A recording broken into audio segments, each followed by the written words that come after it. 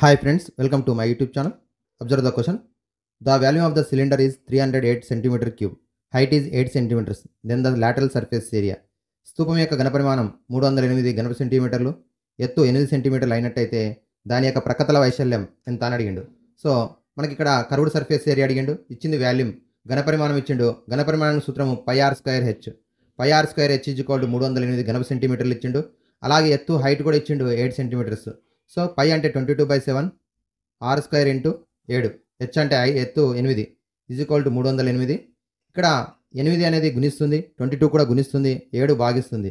రెండో వైపుకి వచ్చినట్టయితే 308 ఇంటూ 7/22 ఇంటూ 7 కాదు 4 2 జా, అలాగే 4 7 28, 4 7 28, అలాగే 11 2 11 7 క్యాన్సిల్ అవుతుంది. రిమైనింగ్ 7 7 49, అలాగే 2 2 4, 49/4 వచ్చింది r² వాల్యూ. మరి మనకు కావాల్సింది r వాల్యూ √49/4.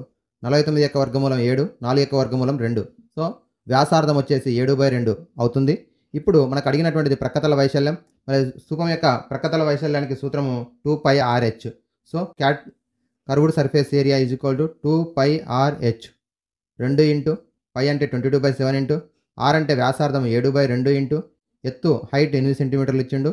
ఇందులో 7 7 క్యాన్సల్, 2 2 క్యాన్సల్ అవుతుంది. 22 8 176 చదరపు సెంటీమీటర్లు లేదా సెంటీమీటర్ స్క్వేర్.